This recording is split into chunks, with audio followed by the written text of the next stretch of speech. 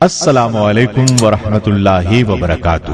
اب ہم ذکر کرتے ہیں سیدنا مثنی بن حارثہ رضی اللہ عنہ کا۔ نبی صلی اللہ علیہ وسلم ابو بکر صدیق رضی اللہ عنہ کے ساتھ اسلام کی دعوت دینے کے ارادے سے نکلے۔ آپ کا ارادہ اس دفعہ عرب قبائل کو دعوت دینے کا تھا۔ ایک جگہ چند افراد بیٹھے نظر آئے۔ ابو بکر صدیق چند قدم ان کی طرف بڑھے اور فرمایا، تم لوگ کون ہو؟ انہوں نے جواب دیا، ہم بنو شیبان بن ثعلبہ کے لوگ ہیں۔ یہ سن کر سیدنا ابو بکر صدیق نے نبی صلی اللہ علیہ وسلم کی طرف دیکھا اور عرض کیا، اے اللہ کے رسول، یہ لوگ بہت عام ہیں، ان کا تعلق بہت بڑے اور معزز قبیلے سے ہے۔ اس وقت وہاں جو لوگ موجود تھے ان کے نام یہ تھے: مفروق بن عمرو، معانی بن قبیصہ، نعمان بن شریک اور مثنی بن حارثہ۔ ان میں سے مفروق نے پوچھا، نبی صلی اللہ علیہ وسلم کا پیغام کیا ہے؟ جواب میں آپ نے فرمایا، میرا پیغام یہ ہے کہ اللہ کے سوا کوئی معبود نہیں، اس کا کوئی شریک نہیں، اور میں اللہ کا رسول ہوں۔ قریش نے سرکشی کا راستہ اختیار کر رکھا ہے، وہ اللہ کے رسول کے خلاف بغاوت پر اتر آئے ہیں۔ مجھے تم سے امید ہے کہ تم میرا ساتھ دو گے۔ اس پر مفروق نے کہا، اس کے علاوہ آپ کیا کہتے ہیں؟ جواب میں آپ نے سورۃ الانعام کی آیت نمبر 151، 152، 153 تلاوت فرمائی، جس کا ترجمہ یہ ہے، اے نبی، آپ کہہ دیں کہ آؤ میں تمہیں وہ چیزیں پڑھ کر سناؤں جن کو تمہارے رب نے تم پر حرام کیا ہے۔ وہ یہ کہ اللہ کے ساتھ کسی کو شریک نہ کرو، والدین کے ساتھ نیک سلوک کرو، اپنی اولاد کو مفلسی کے خوف سے قتل نہ کرو، اس لیے کہ ہم ہی تمہیں اور انہیں رزق دیتے ہیں۔ بے شرمی کی باتوں کے قریب بھی نہ جاؤ، چاہے وہ کھلی ہوں یا پوشیدہ۔ ہر اس جان کو جسے اللہ نے حرام کر دیا ہے اسے ہلاک نہ کرو مگر حق کے ساتھ۔ اس کا تمہیں تاکیدی حکم دیا ہے تاکہ تم سمجھو۔ اور یتیم کے مال کے قریب نہ جاؤ مگر ایسے طریقے سے جو بہترین ہو، یہاں تک کہ وہ اپنے سن بلوغت کو پہنچ جائے۔ اور ناپ تول میں پورا انصاف کرو۔ ہم ہر شخص پر ذمہ داری کا اتنا ہی بوجھ ڈالتے ہیں جتنا اس کے امکان میں ہے۔ اور جب بات کہو انصاف کی کہو، چاہے معاملہ رشتہ دار ہی کا کیوں نہ ہو، اور اللہ سے جو عہد کیا ہے اسے پورا کرو۔ ان باتوں کا اللہ نے تمہیں تاکیدی حکم دیا ہے، شاید کہ تم نصیحت قبول کرو۔ اور یہ دین میرا راستہ ہے جو سیدھا ہے، لہذا تم اسی پر چلو اور دوسرے راستوں پر نہ چلو۔ وہ راستے تمہیں اللہ کی راہ سے جدا کر دیں گے۔ یہ وہ ہدایت ہے جس کا تمہیں تمہارے رب نے تاکیدی حکم دیا ہے، شاید کہ تم ٹیڑھے راستے سے بچ جاؤ۔ مفروق نے یہ سن کر فوراً کہا، اللہ کی قسم، یہ کلام زمینی تو ہے ہی نہیں، یہ تو مجھے آسمانی کلام معلوم ہوتا ہے، کچھ اور سنائیں۔ اب آپ نے سورہ نحل کی یہ آیت تلاوت فرمائی، یعنی اللہ عدل و احسان اور صلہ رحمی کا حکم دیتا ہے اور بدی و بے حیائی اور ظلم و زیادتی سے منع کرتا ہے۔ وہ تمہیں نصیحت کرتا ہے تاکہ تم سبق حاصل کرو۔ یہ الفاظ سن کر مفروق نے فوراً کہا، اللہ کی قسم، اعلیٰ اخلاق اور عمدہ اعمال کی تلقین کرنے والا اتنا بہتر کلام میں نے اپنی زندگی میں آج پہلی بار سنا ہے۔ اور ساتھ یہی کہا کہ یہ ہماری قوم کے مشہور شاہ سوار مثنی بن حارثہ ہیں، یہ آپ سے کچھ کہنا چاہتے ہیں۔ نبی صلی اللہ علیہ وسلم ان کی طرف متوجہ ہوئے۔ مثنی بن حارثہ نے کہا، آپ کا کلام واقعی جادو کا سا اثر رکھتا ہے، لیکن اس پاکیزہ دعوت کو قبول کرنا ابھی ہمارے بس میں نہیں۔ شاہ ایران سے ہمارا معاہدہ ہے کہ ہم کسی نئی تحریک کو قبول کریں نہ نئی تحریک برپا کرنے والے کا ساتھ دیں۔ ہو سکتا ہے شاہ ایران آپ کی دعوت سے اتفاق نہ کرے، اس صورت میں ہمارے لیے مشکلات پیدا ہو جائیں گی۔ البتہ سرزمین عرب میں اگر کوئی آپ کے راستے میں روڑے اٹکاتا ہے یا آپ کو کوئی نقصان پہنچانے کی کوشش کرتا ہے تو ہم آپ کی بھرپور مدد کرنے کے لیے تیار ہیں۔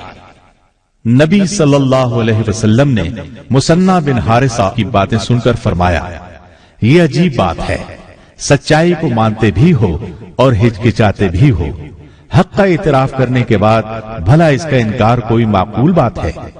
اللہ کے دین کی حفاظت اس صورت میں ممکن ہے کہ دین کی تمام تر باتوں کو سچے دل سے مان لیا جائے۔ نبی صلی اللہ علیہ وسلم کے ان الفاظ پر بھی ان پر ہچکچاہٹ کے آثار محسوس ہوئے تو آپ نے فرمایا، تمہارا کیا خیال ہے جب تم خود اپنی آنکھوں سے ایران کی سرزمین کو اسلام کے پرچم تلے دیکھ لو گے اور اس کے تمام تجارتی اور زرعی وسائل مسلمانوں کے قبضے میں آ جائیں گے تو کیا تم اس وقت بھی اللہ کی وحدانیت کا دم نہیں بھرو گے؟ نبی صلی اللہ علیہ وسلم کے ان الفاظ نے انہیں حیرت زدہ کر دیا۔ نعمان بن شریک نے چونک کر پوچھا، کیا ایسا ہو کر رہے گا؟ کیا یہ شان و شوکت آپ کو مل کر رہے گی؟ اس کے سوال پر آپ نے سورہ احزاب کی یہ آیات، اے نبی صلی اللہ علیہ وسلم، ہم نے آپ کو گواہی دینے والا اور خوشخبری سنانے والا اور ڈرانے والا یعنی خطروں سے آگاہ کرنے والا اور اللہ کے حکم سے اس کی طرف بلانے والا اور روشن چراغ بنا کر بھیجا ہے۔ نبی صلی اللہ علیہ وسلم نے یہ پیغام سنایا اور ابو بکر صدیق کا ہاتھ پکڑا اور آگے چل دیے۔ اس پہلی ملاقات میں تو مثنی بن حارثہ اسلام قبول نہ کر سکے، لیکن بنو شیبان کے مسلمان ہونے اور میدان جہاد میں نمایاں کردار ادا کرنے کی بشارت انہیں ضرور مل گئی، جو آگے چل کر برحق ثابت ہوئی۔ وہ حلقہ بگوش اسلام ہو کر مسلمانوں کی طاقت میں اضافے کا باعث بنے۔ سیدنا ابو بکر صدیق نے مرتدین کی سرکوبی کے لیے 11 لشکر ترتیب دیے۔ اسلام کے خلاف اٹھنے والی سازشوں کو دور کرنے کے لیے ان لشکروں کو مختلف سمتوں میں بھیجا گیا۔ ان میں ایک لشکر علا بن حضرمی کی قیادت میں بحرین کی طرف روانہ کیا گیا۔ بحرین میں قبیلہ بنو ربیعہ مرتد ہو گیا تھا۔ اس کے ساتھ ہی یمامہ اور ایران کے سرحدی علاقوں میں مثنی بن حارثہ رضی اللہ عنہ کا قبیلہ بنو شیبان آباد تھا۔ اس لیے علا بن حضرمی نے وہاں پہنچنے کے بعد سب سے پہلے اس قبیلے کے کڑیل جوان اور تجربہ کار شاہ سوار مثنی بن حارثہ رضی اللہ عنہ سے ملاقات کی۔ انہوں نے اسلامی لشکر کا پوری طرح ساتھ دیا اور بحرین سے مرتدوں کا خاتمہ کرنے میں زبردست کردار ادا کیا۔ اس معرکے میں یہ علا بن حضرمی کے بہترین معاون ثابت ہوئے۔ اس کے بعد انہوں نے ایرانیوں اور ان کے ساتھی مرتدوں کو پسپا کیا۔ اس طرح بحرین کے 2 مشہور شہروں قطیف اور ہجر پر قبضہ کر لیا، یہاں تک کہ خلیج کے انتہائی شمالی علاقے کی طرف پیش قدمی کی۔ وہاں دجلہ اور فرات ایک ساتھ سمندر میں گرتے ہیں۔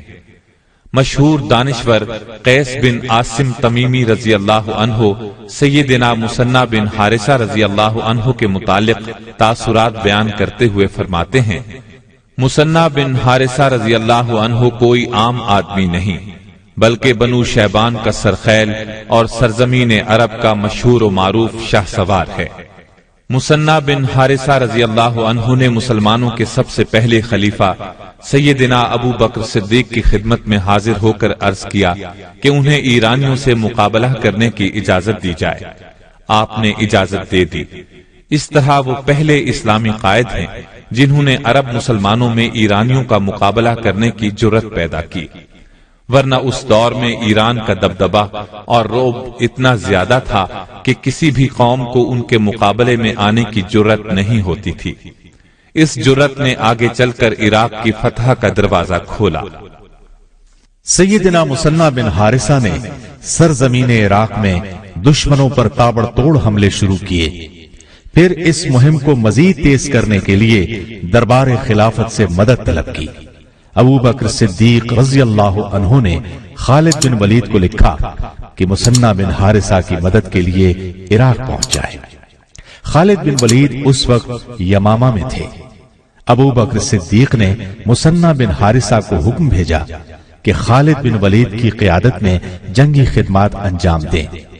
خالد بن ولید نے عراق پہنچتے ہی ایرانی سپہ سالار ہرمز کو ایک خط لکھا۔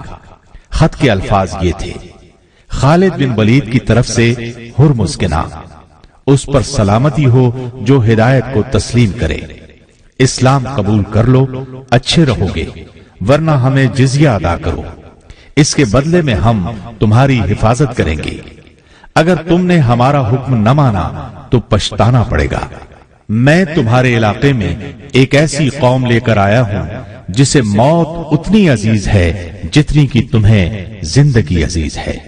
ہرمز کو یہ خط ملا، اس کو پڑھا اور حقارت سے پھینک دیا، پھر پوری تیاری کے ساتھ ایرانی لشکر کو لے کر نکلا، بصرہ کے قریب مشہور شہر کاظمیہ تک آ گیا۔ ادھر خالد بن ولید نے اسلامی لشکر کو 3 حصوں میں تقسیم کیا۔ ایک حصے کا امیر مثنی بن حارثہ رضی اللہ عنہ کو مقرر کیا، انہیں ایرانی لشکر کا مقابلہ کرنے کے لیے روانہ کیا۔ بنو شیبان کے شاہ سواروں نے سیدنا مثنی بن حارثہ ہی کی قیادت میں اس قدر زوردار حملہ کیا کہ ان کے پاؤں اکھڑ گئے، ایرانی شکست کھا کر میدان سے بھاگ نکلے۔ اسلامی لشکر کو شاندار فتح نصیب ہوئی، بہت سارا مال غنیمت ہاتھ لگا۔ ہر مجاہد کے حصے میں ہتھیاروں کے علاوہ 1000 درہم آئے۔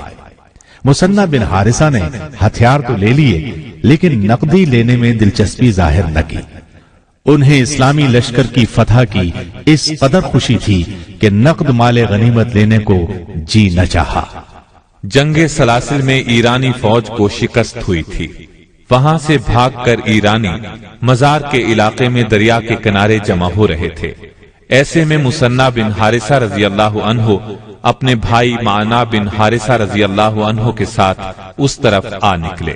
انہوں نے دشمن کو دریا کے کنارے خیمہ زن دیکھا تو فوراً واپس پلٹے۔ سیدنا خالد بن ولید کو صورتحال سے باخبر کیا۔ انہوں نے دشمن پر اچانک حملے کا حکم دیا، چنانچہ مثنی بن حارثہ کے ساتھ انہوں نے اچانک ایرانیوں پر حملہ کر دیا۔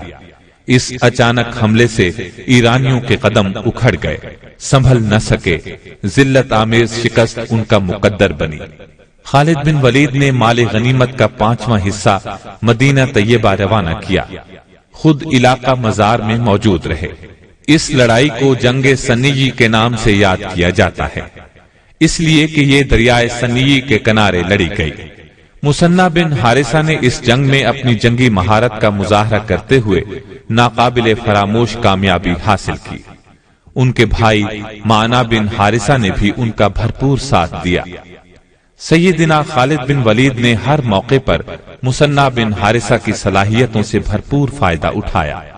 بیشتر مواقع پر ایسا ہوا کہ مفتوحہ علاقے کا انتظام انہیں سونپا اور خود آگے کوچ کیا۔ اسلامی لشکر جب پیش قدمی کرتا ہوا ہیرا پہنچا تو عظیم جرنیل خالد بن ولید رضی اللہ عنہ یہ دیکھ کر حیران رہ گئے کہ وہاں ہو کا عالم طاری تھا، کوئی پرندہ تک نظر نہیں آیا۔ پتا چلا کہ پوری قوم محلات میں پناہ لے چکی ہے، وہاں کئی محل نظر آئے۔